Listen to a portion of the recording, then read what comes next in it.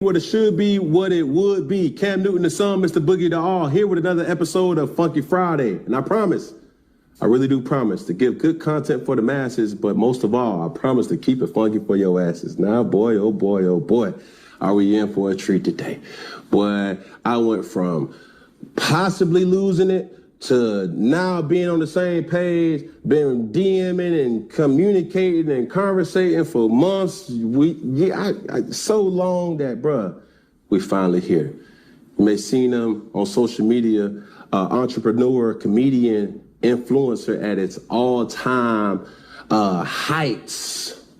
I present the son, introduce the others, Mr. Charleston White. What's up, man? Yeah, I like that introduction. Boogie Doll, huh? Mr. Yeah. Boogie Doll. Yeah. It was one thing left out of the introduction. Talk to me. I started out on the internet as a frustrated youth advocate. Okay. I wasn't an entrepreneur. I was a struggling single dad who financially didn't have the means to put gas in the car every day. Okay. But was still working in the community.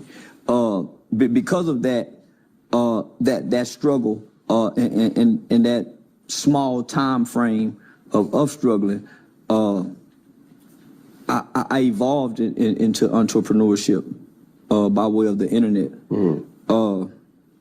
But I started out frustrated. So when I came to the internet, I didn't even know you could make $1 off the internet.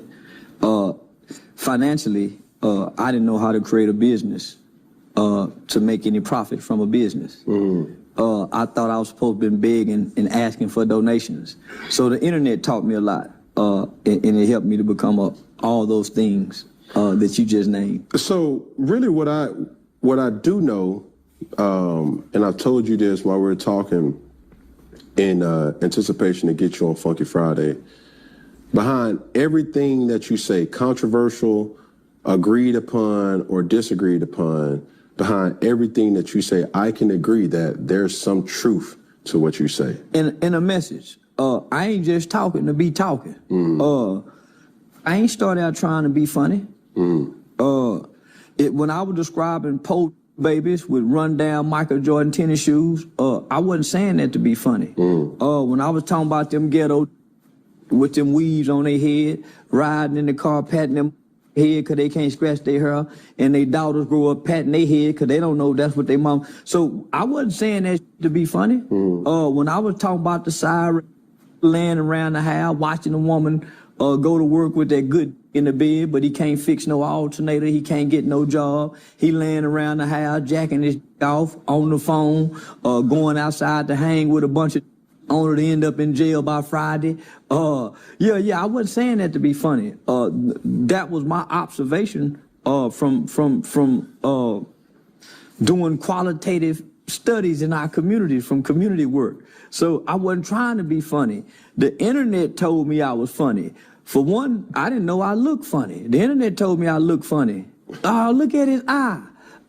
Look at his dread. So nigga, I didn't know I looked funny. I thought I was cute. So the internet shaped this what they see today. Okay. Well, I must admonish the viewer to understand this. We ain't even 5 minutes into this segment, and we are already ruffling some feathers or may. Don't bring your shadow band ass over here to Funky Friday and get my shit shadow banned too. But we're going to have a good time today, because one thing that I do believe in is accountability. One thing I do believe in is making sure that I don't judge, right? Yeah. Even though in my religion I love it so much so that it reigns supreme of everything in my life, I think sometimes as Christians we can't have this judgmental attitude. One of the first things some of the most devout Christians do when you go to church is, where you been? I ain't seen you. And so when you go, if you go to church and then you don't go to church and you come back to church, the church will make you feel shame in their judgmental approach. Well, where you been? We ain't seen you in a while. So I get it. It's a very, and I wouldn't identify as a Christian, but I have Christian values and beliefs. I believe in Jesus. I believe that he's the Son of God. I just don't take the title as a Christian. Man, I just believe. I just believe. So what are you? A believer. That don't make you a Christian? No. because I also like to sin. And most Christians don't admit that they like to sin. But you do understand that Jesus died for all our sins. Yeah, that's why I sin. That's why I sin and just say, I pick my sins wisely. Okay, but you know you're not perfect. I don't want to be perfect. I think that is true. But my saying is, most Christians don't admit that they like to sin. most people can't admit to the sins that they do. That they like to do. See, some that we do, but we also got some secret ones that we like to do. But that's everybody. That's not Christians, Muslim, Hinduism. That's just everybody as humanity. When the FBI studied Malcolm and when they studied Martin, one went and spoke and came back to the hotel and prayed and talked on the phone with his wife, and they don't have no dirt on him. He was Muslim. The other one went and spoke and came back to the room and partied and fucked like a motherfucker in every town he went to. That was the Christian. So it's a difference. One was studied full time. How you know that though? Because see, now you using my platform trying to bring all this speculation of Martin Luther the King. Because it's documented evidence. The FBI said that Malcolm X was a saint compared to the doctor. It's very well documented that Dr. Martin Luther King was just like any man. He was a whoremongering preacher. It's documented. Compared to Malcolm, who has no documentation of doing anything such like the preacher. See the difference? I hear exactly what you're saying, but that doesn't necessarily rectify you not being unknown to your religion. I think. I don't want to be a religious man. I don't want to be Muslim. I don't want to be Christian. I don't want to be Hindu because I don't pick up the books. I want to be able to grab hold to the spirit. Yes. Most of the people who I heard talk the books and can recite the books don't show the spirit. Yeah. They can't access the spirit. But this is where I can agree with you, but also it's for me to also admonish you to say you use your platform for people to receive the word in your own right. You see what I'm saying? I don't deliver the word because I don't know the word. I walk with the spirit. My mother and them know the word. I don't know the word. I hadn't picked up the Bible to read the word. I got the spirit because when I wanted the word, I couldn't get the word. I was locked away in a cell and they wouldn't give me the Bible. So for some strange reason, I was able to access the spirit. That's the spirit that Jesus said that will write God's word upon your heart. I don't want to be Christian because Christians can't access the spirit. They all got the word. I don't want the word, God. I want your spirit. Because it says with this spirit that I can do greater works than Jesus. There's no Christian I ever heard to say they can do greater works than Jesus. And Jesus himself said that you can do greater works with this spirit. So I don't want the Christian word. Give me that spirit Jesus was talking about that raised the dead, that allows you to walk on water. I ain't seen a Christian walk on water yet. But isn't that the truth for you to understand and say, yo, I'm going to be what I've never seen? If you had never seen it, you can't become it. So I watched my mother take care of children. I watched my mother feed people with her word of God. I watched my mother pray to get my grandmother off drugs. I watched my mother use the word of God. Okay, mama, that word worked good enough for you, but I need the spirit. The things that I've gotten involved in and the things that I do and the things that I face, the word ain't gonna help me, mama. I need the spirit. To that point, take me through this whole background of what we see now and what had the most influence to you becoming. So my mother was asleep. I snuck outside and I was in the laundromat playing on top of a washing machine. And I was jumping up and down, getting ready to jump off of it, but I was jumping hard. The lid popped open and I fell in. And I broke everything from my waist down. We end up suing Quick Wash. And the reason we won the lawsuit is one of the reasons why now when you open a lid to a washing machine, it stops. It was supposed to stop and it didn't. So I broke everything from my waist down. So I had a bone pop out here, a bone pop out here. I had pins in my leg. This is at 5 years old. In a washing machine spinning like this. I pulled myself out and then passed out. I was in a full body cast from here all the way down with a stick between my legs. So I had to lay flat like this, and I had to learn how to walk again. I was walking in that body cast. They thought it was a miracle. They thought I was a miracle child. I rose up one day in that body cast and started walking with a broken up body. I got the Spirit of God at an early age. So 2 years later after that, I put my right eye out. So I've had 9 eye surgeries. When they used to put that oxygen mask and make a nigga go to sleep, somewhere in the Bible they says to be absent from the body is to be present from the Lord. Whenever you go to surgery, you're absent from your body. In my mind, I vividly remember having dreams going somewhere to heaven as a kid. So you only have sight in one eye? Yeah, this is a prosthetic limb. It's a glass eye. Oh, wow. So that's from 5 to 7. Okay. So I had to learn how to re-walk again with no problem. So I ain't got no hip or nothing. So if I was to stand, I ain't got no hip or nothing. So that's at 5. At 7, so from 7 to 12, I had 9 eye surgeries. So I never really got to go to school. So I had a private tutor. It's things that I remember educational-wise that I don't know how I got this knowledge. They don't teach us about Jim Brown in school. Nigga, I know everything about Jim Brown, the abolitionists. I got knowledge and information but that white tutor, I had a white tutor in the 80s coming to my home to teach me. So I was groomed to be an intellectual. So I didn't really get to go to school to the 6th grade. By the time I got to the 6th grade, I caught a capital murder case in the 8th grade. So I'm an institutionalized baby from medicine, hospitals, to now incarceration. I'm a book-driven baby.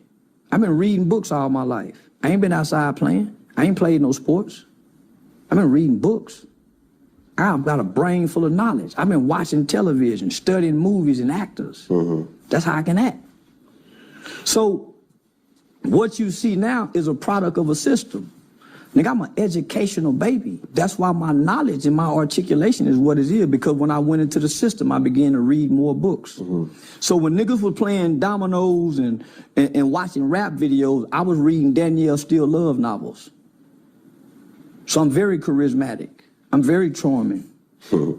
That's what you think? Yeah. Well, that's how I've been able to get by getting in trouble. But let me getting in front of a judge and being able to say yes sir, no ma'am, yes ma'am. Getting in front of a probation officer, knowing how to make eye contact, sit up straight, look them straight in the eye. All of that was charming things I learned as a kid to get out of trouble.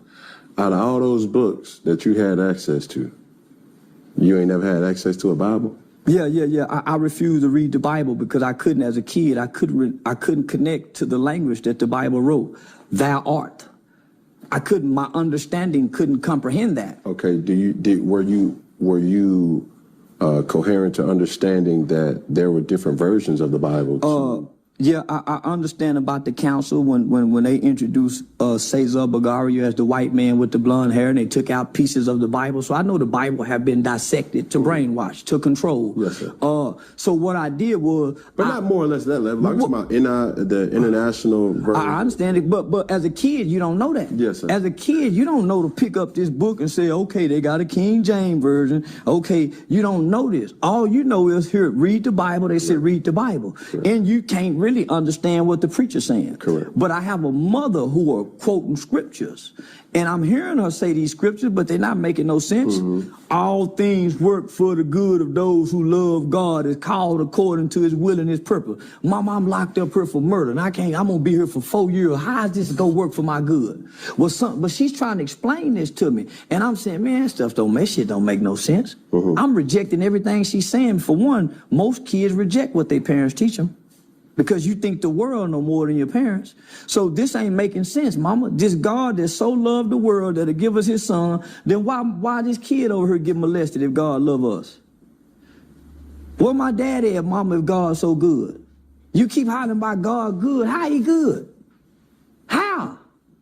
And so it ain't making sense. So You don't believe in this scripture, raise up a child in the way he should go. As a kid, don't know scripture makes sense. I know it now. That's of course. So, but as a kid, it says train up a child. Yeah. How many parents are really training? We're raising our kids. We ain't training them. That's why when they get in situations, they don't go to their training to make good choices.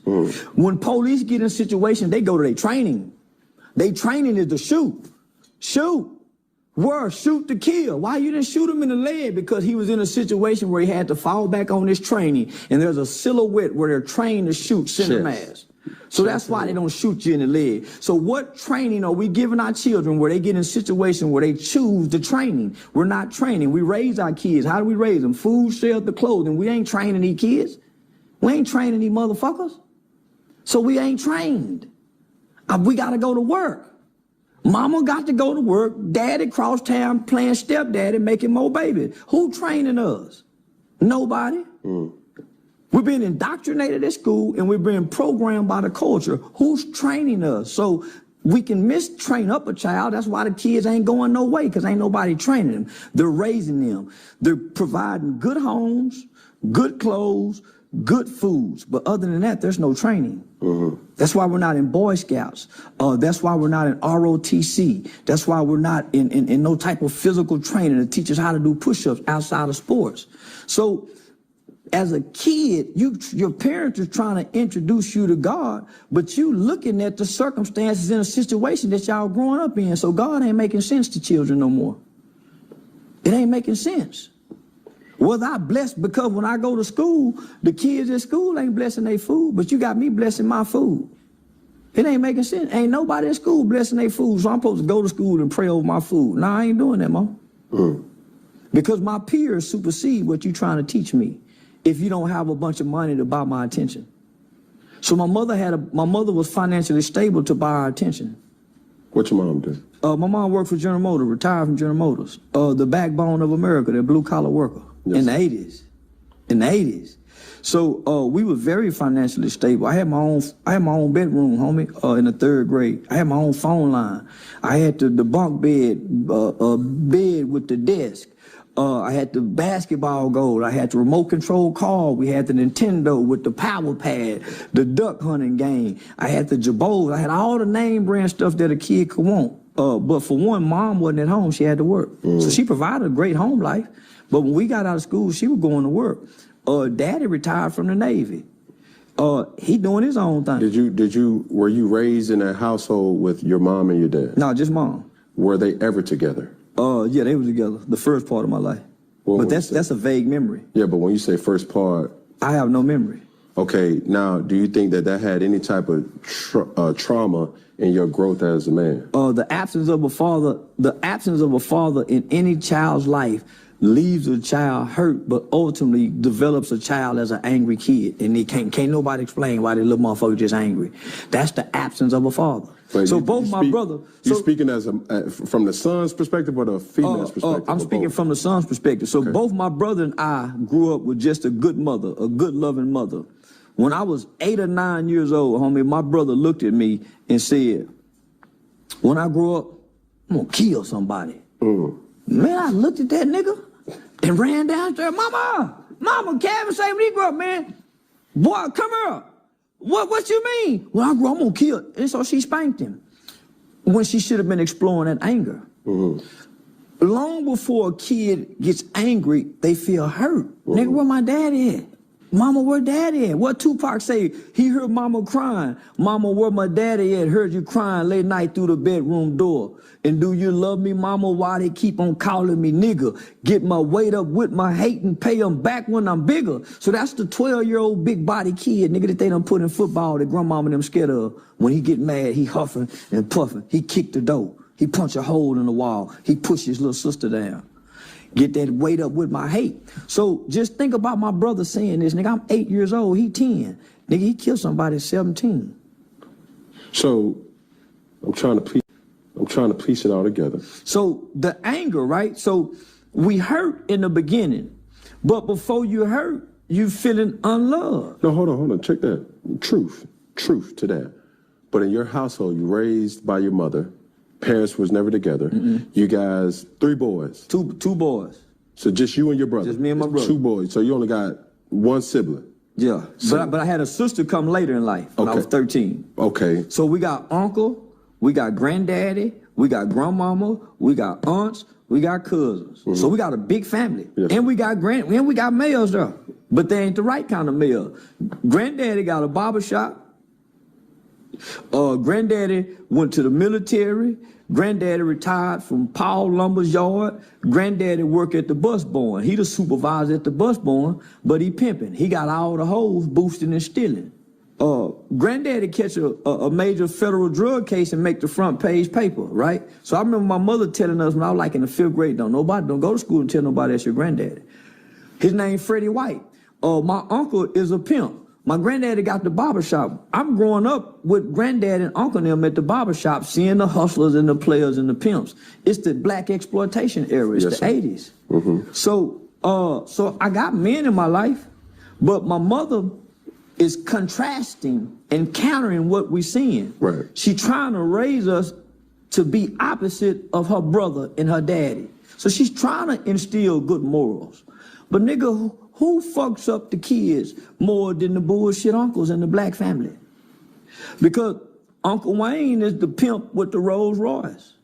Uncle Wayne is the pimp walking through with the briefcase full of money, the trash bags of money. So as a kid, you see the dynamics of how the family treat Uncle Wayne. Everybody kiss his ass, and he a woman beater. So everybody kiss his ass. So it's no different than a D-boy uncle who in the household with the mama who got the favorite brother.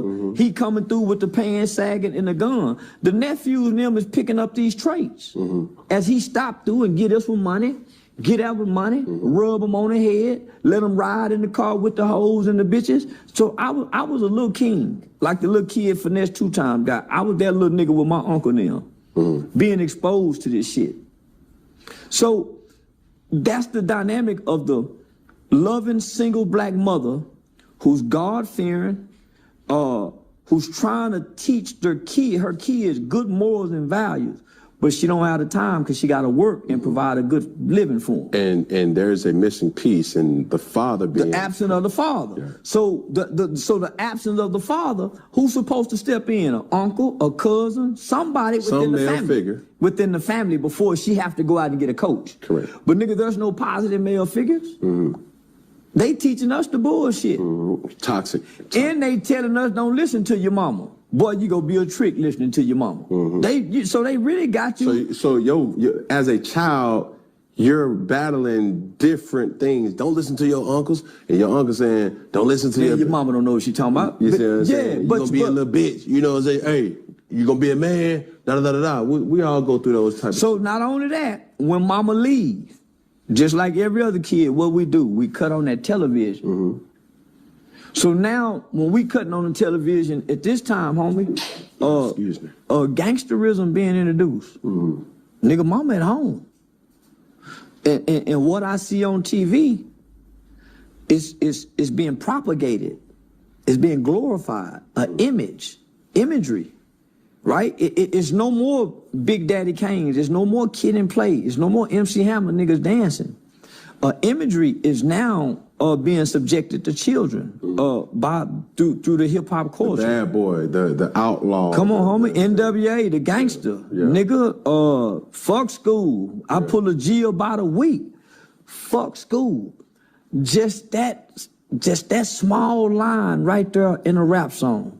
I pull a G about a week. Fuck school. That was KRS-One saying that.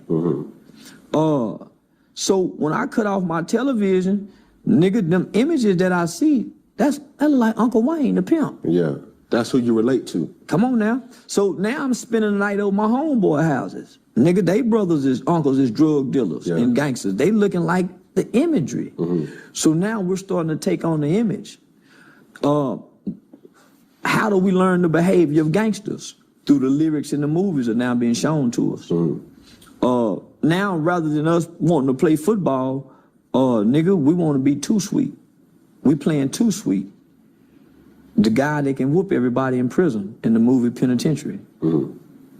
Instead of doing kung fu and doing karate, nigga, we playing high top and rocket on colors. So mama at work while all this dynamics is changing. With no absolute clue. Don't have a clue what's going on because nobody is hip to this new culture really. Yes, sir. So now you have people who are becoming aware of the words in these lyrical contents, and now they're starting to put parental advisory labels on tapes. But mama and them don't have the time to sit and listen to this shit. They tired. They getting out work tired. Then one of us is having problems in school, so she got to take out work to come deal with this one. So because she's dealing with this one, guess what? The younger one flying under the radar getting in trouble because the oldest one is getting in so much trouble. Right. And that's what's happening in these households. And it's becoming overwhelming. It's only one parent. It's only one parent. Not only that, the problems and the frustration of the children is mounting on top of whatever problems you're having at work, whatever financial problem, and your relationship problems. So along that, as or not just you, but what you've been able to verbalize and picture paint is a typical situation in Black America. I call it the traditional single African-American parent home. It's so not problematic. It's trauma-based. It's trauma. It's trauma-based. In that household that's festering, and you're building the next generation of killers, pimps, drug dealers, because that's what they see. Out of fear. You do this. It's some mothers. All my partners, they got the gangster mamas. Them niggas was some of the most hardened killers in the streets because their mothers groomed them. The nigga who was groomed to be hard on a woman, he's very abusive because his mother taught him these traits. And whatever mama teaches, we stand on it. I'm gonna say it again, nigga, whatever mama teaches, we stand on it. That's why, nigga, I repeat a lot of the shit my mama say. Nigga, mama said that the Bible, so nigga, so if you, the street mama, that's why the whole mama is so dangerous. But the loving, over nurturing mama is just as dangerous as the whole mama who teaching him the street shit. Yes, sir. Because she handicaps him, and what ends up happening is, out of his rebellion to be free as a boy and a male, he overcompensates with being over masculine. Because mama done gave him all this everything, so he try to play over masculine. He too tough. He too tough. That's the nigga too tough. Over masculinity is the driving force for niggas to crash out. Nigga want to fight all the time. That's mama. He don't know to think because being analytical is a man's natural behavior, not an emotional state. Nigga, we been groomed to be emotionally responsive and emotionally driven men because of our loving mothers. She's so loving, she only whoop us when she frustrated. That's where we learn to hit, when we get mad. Sit down somewhere. Bow, bow, bow, they hit you. And secretly, they feel guilty because I've done it as a parent. Yeah. Feel bad in the motherfucker, but you done already delivered the lick. Yes, sir. I got a friend by the name of Terrence Sampson. He did 29 years on a 30-year sentence for murder. When he was 12 years old, he stabbed a next-door neighbor 93 times. He said he had his first homicidal thought when he was 5 years old, after his dad had brutally beat him. But right after the thought, he said his dad walked in with tears in his eyes and said, "Son, I'm sorry." Imagine had his daddy done that before the thought. He would have saved a life. Come on, homie. So frustration is a motherfucker as a parent. Before we get too ahead of ourselves, I'm trying to paint a picture here, and I'm trying to take people on this journey. When you took me through 6 to 8. Talked about your brother committing a crime. For you, at 14, or throughout that whole process of juvenile, what was that like for you? It was traumatizing. Because you got to think, I'm a mama's boy. Nigga, I'm the baby. And I just come from being hurt. So I've been in the hospital most of my life. Yes, sir. I'm a nurtured child. I'm a nurtured child who needed to be accepted. I didn't play football, didn't play basketball, so I needed to be accepted. And and I found acceptance through negativity, ultimately committing crimes. I learned to be violent. I'm not a violent person. I can be violent. I learned how to be.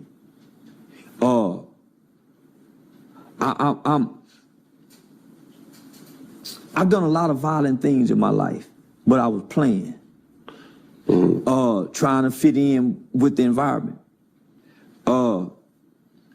That murder, but it wasn't funny. But what happened though? We went to the mall to go steal some starter jackets. So I had ran away from home. So my mother, I told you I got a younger sister. So my mother was pregnant. My brother was already off in the boys' home. So my brother had already been to the boys' home like 2 or 3 times, right? So he was already troubled. Because he was so troubling and giving mama such a hard time, I'm going through the adolescent stage. And of course, the adolescent stage is gonna be a bunch of rebellion. Right. So I'm really following his lead, but I'm flying under the radar. Correct. So mama done missing a lot of shit because I'm charming, I know how to pull my pants up, and I'm sneaking out. So mama don't know until I start getting arrested. Conniving. Very conniving, mischievous as they called it back then. Correct. So my mom get pregnant with my little sister. And naturally that triggered me into another part of rebellion. I ain't gonna be the baby no more. Right, you the man. Yeah, right? I ain't gonna be the baby big no brother more. now. Yeah, but I didn't want to be the big brother. I want to be the baby. Yeah. Nigga, I'm the baby. And so naturally I rebelled at 13 years old, going on 14, mom for to have another baby. So I ran away from home. And I tell this story, I used to run away from a good home, nigga, my own bedroom, walking on marble floors, bathtub trimmed in gold, nigga, food in the icebox, to go play poor with my partners in the projects. Because I wanted to be accepted amongst the poor. Because the culture in our community make you feel like you ain't real if you ain't embraced by the poor. So well-to-do kids throw everything away just to go hang with the poor. In the projects all day, doing nothing, just hanging. So that's what I wanted to do, man. So I ran away from home and went and did it. And went on a crime spree from snatching purses, stealing cars, breaking into houses. That's how we was able to get the gun. We broke into one of my former girlfriend's houses, whose dad was a Dallas police officer at the time. Stole their Nintendo VCR, went and pawned it. Just on a crime spree. But boy, you was hell, boy. We see, children are impulsive, right? That's where brain development comes in at, right? The prefrontal cortex. So most kids, unless they come from extreme poverty, are not committing crimes for financial gain. It's for the thrills and feels, the excitement of this shit, the rush. Yeah, the rush. So that's the impulse. Yeah, that's the impulsiveness of a kid when you're supposed to be getting this playing football. You're supposed to be getting this in boxing, but we're not. So this the element of children that's getting their sports fix, right? So it was just for fun. And it ultimately ended up costing an innocent man his life. So we go to the mall. The plan is just to go to Foot Locker, grab some hats and some starter jackets and run out. So the first time we went, they had a young black dude look like he run fast. So we didn't do it. I got 2 partners right now today, nigga named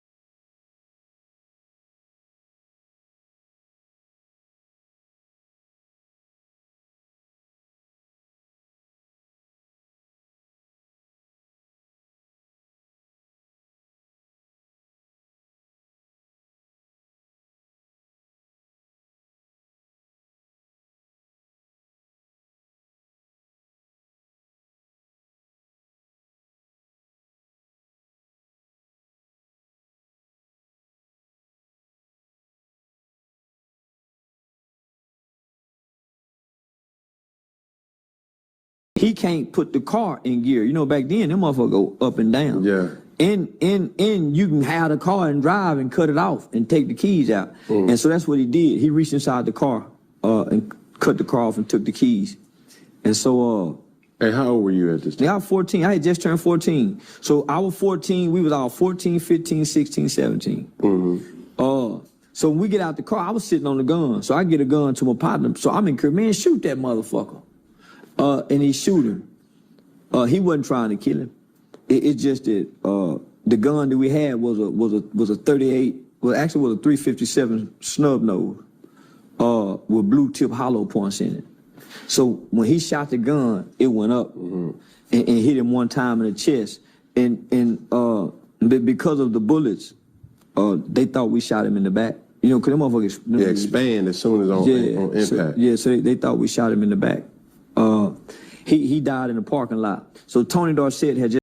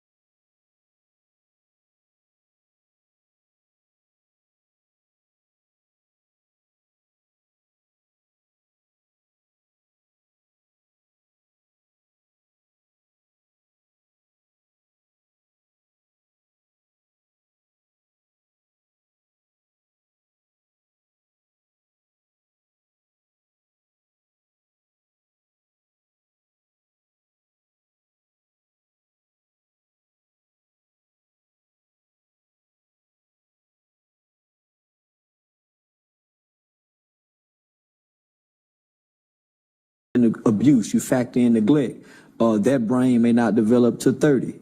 That's why you hear these old ass niggas like Jay-Z and them hollering 40 is the new 30. That's the lack of brain development for us to even think to process that. 30 is the new 20. That's us really saying we're really fucked up. There's no way that 30 can be the new 20. You have to think backwards. But you taking it out of context. No, I'm not. What's in a man's heart come out his mouth. If you say 40 is the new 30, you don't. So that means you're a 40-year-old, you still looking 30? No, bro. What are you saying then? I remember that song, 30 is the new 20. Yeah, I'm so hot. Yeah, he's still rapping about dope in his songs and now. That song cool, God is. But they're just like a lot of things been taken out of context. It was more or less like, yo, even though I'm older, I'm still able to, live a life that. Not like a 30-year-old. That's the problem with the black man. He won't grow up. He won't grow up. He still want to be 40 and live like he's 30. What's wrong with being 40 and living like you're 40? Why you still want to live younger? The goal is to grow old, not get younger. So the goal ain't to keep all my black hair. The goal ain't to go and put a whole bunch of pretty white new teeth in my mouth the older I get. I'm going to lose a side tooth. It's okay. I'm getting old. Nigga, I'm going to get a bald spot. It's okay. I ain't got to go get the man weed. So that's what's happening, homie. We shaming old. So that's why the old niggas saying, oh, look at you, old nigga. Because we shame to be old. So our kids shame the old. Ain't nothing wrong with 40 being 40, my nigga. Yeah. But what got you onto this activism in the community? Because I had people who poured into me when I was a fool. So before I got out the juvenile system, I wasn't exposed to gangs. Yes, sir. I grew up in an upper middle class neighborhood with white kids from the 3rd grade. I don't know nothing about the hood shit. Nigga, I used to go to my Aunt B them house and see them nigga with the blue flags. And then I saw that shit on Colors, on TV. I didn't know what that shit was until I went into the juvenile system. So when I got into the juvenile system, you see rolling 60 Crips, you see rolling 30 Crips, you got Altadena Block Crips, you got original Swamp Compton Crips, you got Fire Deuce Hoover Crips, you got GDs, you got Black Gangster Disciples, you got Spanish Gang, so you got all these different gangs. And it ain't no football team. And I'm gonna be here for the next 4 to 7 years. Get in where you fit in. Correct. Because this is the bar sport in here. So nigga, I joined the game. And when I got introduced to it, coming from and I want to say this to all the mamas, coming from a single parent home with just mama in the house, never been spanked by a man, never been disciplined by a man, never had a hug from a man, never been kicked in the ass by the man. When I got introduced to the gang, it was everything I was looking for. Nigga, I got an uncle in the gang. I got a big homie. I got a nigga playing OG just like the daddy. Yeah. I got brothers. These are your male figures. There you go. And they ain't number 2, 3 years older than me. Yes, sir. It's like the nigga in the 9th grade looking up to the senior. So, it's like the nigga in the 8th grade looking up to the 11th grader. He like a big homie. He like daddy. It's like a nigga in the 6th grade looking up to the nigga just got in college. He's still a kid too. But the 6th grade nigga don't know this. Correct. These the big homies now, nigga. These the daddies. These the uncles. And nigga, I fit right in, and I became the little homie everybody loved. And I worked my way up the rankings, showing out for them niggas. I just want to be accepted, nigga, so I'm going to do what these niggas won't do. I'm the little nigga all the big homies love. So, yeah, nigga, but it's people like me that's sitting back coming to work every day looking at this little nigga, reading books. Looking at him, his test scores, seeing he's smart, he got potential. His mama coming to see him. He making phone calls, he getting mail, he getting cards, he getting letters. Man, this little boy playing. These other kids ain't getting none of this. So you got workers who sitting back looking at the dynamics of all these kids they work with. And it's their job to say, man, why y'all hanging together? Y'all don't fit together. So it was the workers who were seeing the good in me. I ain't seeing the good in me because I'm playing bad. They seeing past the act. It's a facade. That's just a facade. I'm playing. Nigga, I ain't even none of this shit. That's why it was so easy to quit when I got my senses. So it's some niggas get stuck playing that because they don't have no out. You said something though, and I want you to say it. nigga, I got an app. I'm smart. Yeah. Nigga, I can pass my GED. I can take college courses. Nigga, I can go before the parole board and look all these white people out and talk. It's a lot of niggas can't. Yeah. So they don't have no app. Nigga, they ain't got no mama sending them scriptures. They ain't got no mama calling, praying with them. They ain't got none of it. So I'm hanging with these niggas with no app, but I got an app. Yes, sir. So it was the workers who made me realize, homie, you bullshitting. So when it was time for me to go back to court, part of the law is you go into the juvenile system until you're 18. 30 days prior to your 18th birthday, you go back before your sentencing judge. And the sentencing judge will make a determination whether you're going to be transferred to the adult prison system, whether you're paroled or you're recommitted back into the custody of the youth system. Now, if you're recommitted, then that means the juvenile system has jurisdiction over you until you're 21. You get out at 21 and you're free. Your record is sealed. If you go to prison, then you do the remaining of your 12 years. So I'd already done 4 years at this time on 12. My victim's family played a big part in me not going to prison. Because they was a forgiving white family. So I could never be angry and hate white people. Because I took a white man's life only for their family to be loving and forgiving. And so it's hard for me to develop hate in my heart. I hate things, but I don't hate people. So I actually got to look at these people and hear the words, I forgive you, we forgive you. Not only that, I had a compassionate judge. My judge is the same judge who sentenced the little white kid Ethan Couch to the 10 years probation for those 4 DWI murders. Judge Jean Boyd. So in her defense, many people believe she should have sent that little white kid to prison. And many people believe she should have sent me to prison because that was a recommendation for the state for me to be transferred to the adult prison system. Remember I told you my mother said, "No, I'm not asking for him to be released." If I would have been released at 18, I was bringing home the gangbanging mind. At 21, I brought home the youth advocate mind because in those 3 years, I began to work the programs. Hold on, sit tight real quick. So you say at 18, you went back in front of the judge for a transfer hearing to go transfer hearing. Your mom had the opportunity to either say, I would have been paroled home that day. I would have came home and been on parole for 3 years. And free in essence, but you had parole. Yeah, I would have been free. I could have, at 18 years old. And she said what? The judge specifically said, "Ms. White, are you asking for your son to be released today?" And my mama looked at me and looked at the judge and said, "No, Your Honor.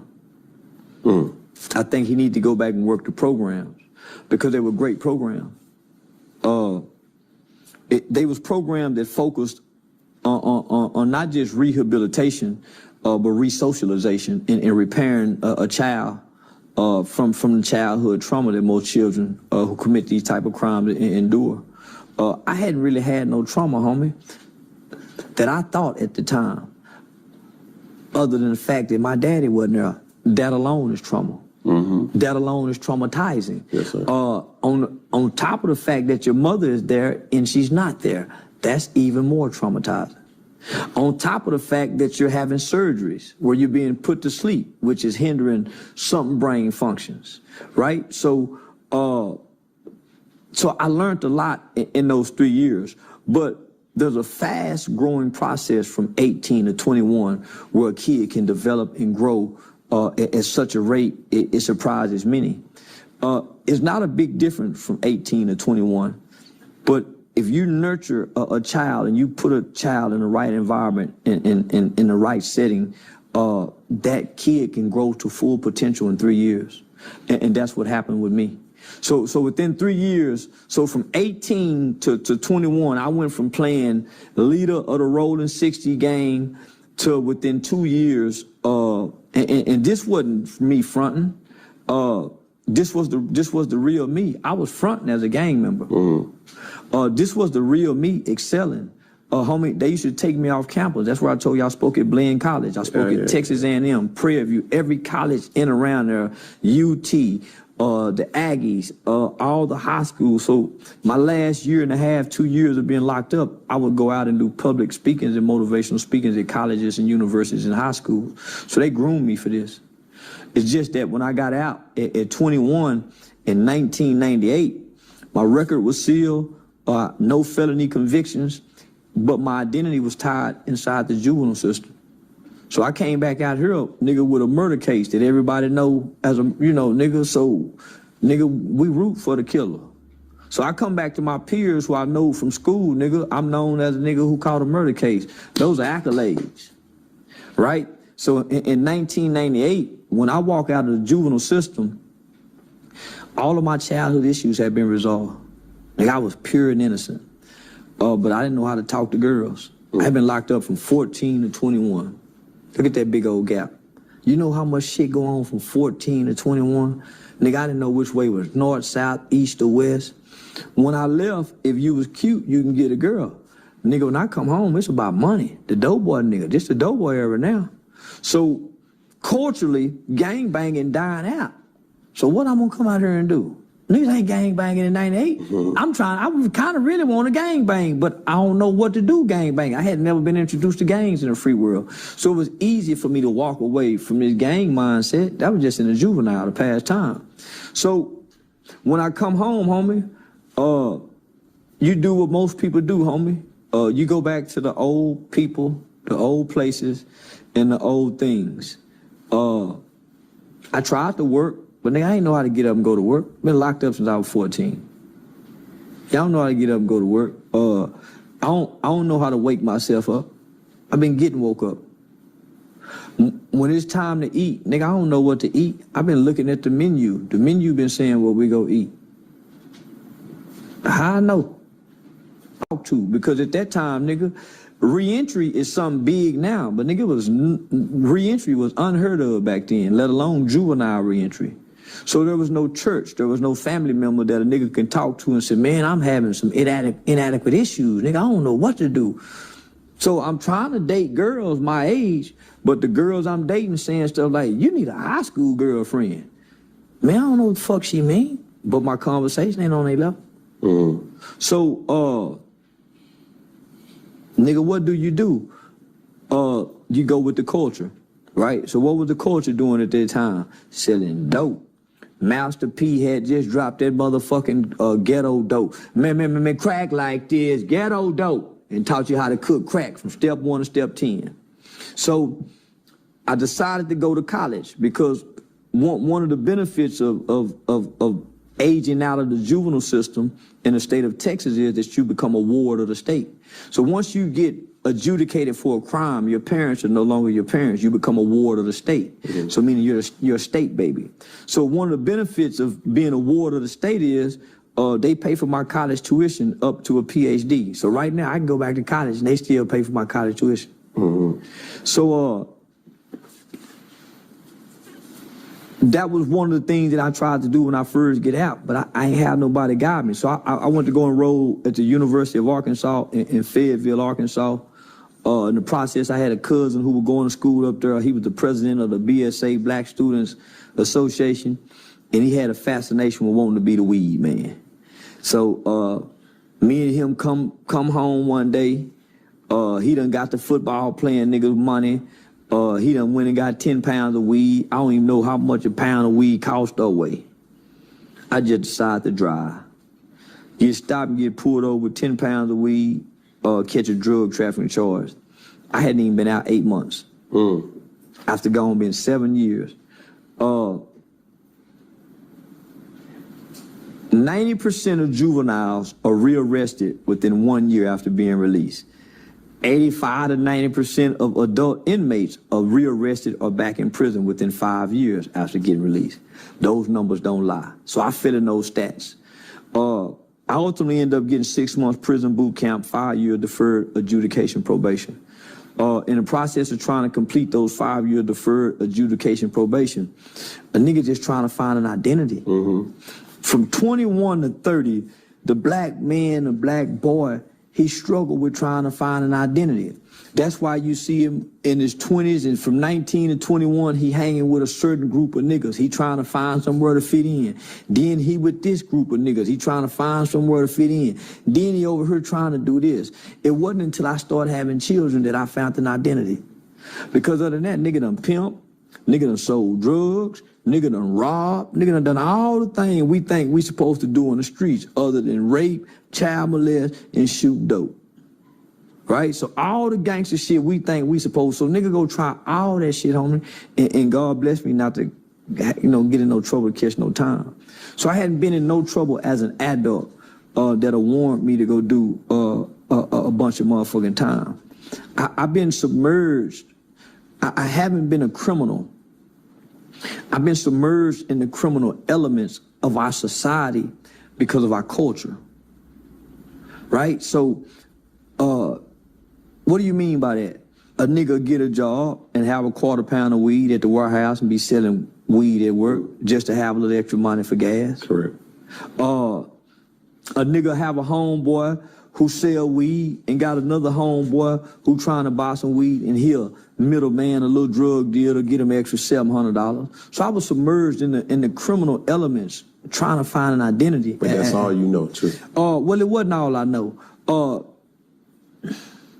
Because I'm educated, homie. Yeah. I can read, I can write, I can do a resume, I can go get an interview and can sell myself in an interview to get a job. Because those are the things I started doing when I was tired of doing wrong.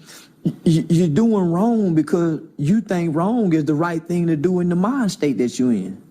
Right? We got an element of our culture to tell us doing wrong is right. You got your parents teaching you what's right and what's wrong. When you do wrong, it don't feel right, even when you try to justify it. And so that's where I had gotten in life, homie. I had a son, and I knew that I have options. Man, my nigga them gotta sell dope because they mama was on crack. They have to do this. I don't. And so that's when that light came on. That's where my fear came, because I started telling myself that it's only so much mercy that God can give me because I know better. Mm-hmm. I ain't supposed to be doing this. They is. And maybe they ain't, but nigga, I know I'm not. So once I was able to gather that concept, I was 25, 26 with a full brain then. Mm-hmm. Now I'm rationalizing because now I have a son. And I want to give this little boy something that I never had. And I didn't know nothing about being no good father, no bad father. I don't know shit about that. Cause you didn't have that. I just wanted to be a her father. Mm-hmm. Yeah, I just wanted to be a her father. That he can come in there and pull them eyelids open, right, touch the nose, slob on my face. Mm-hmm. I ain't know nothing, and I figured me and him will figure it out together. So that was my approach. Me and him will figure this out together. So I learned when I was becoming an overbearing, mean, frustrated parent, when a little boy asked me, "Daddy, you mad about something?" I mean, I'm taking some shit out on him and he can tell. Yeah. So I learned through the kid what's a good and bad father. And to this day, I've been a day one daddy. I don't have no unexcused absences. I've been having perfect attendance in fatherhood. Yeah, I got perfect attendance in fatherhood. I like that. Hey, how many children you got, bro? I got 2.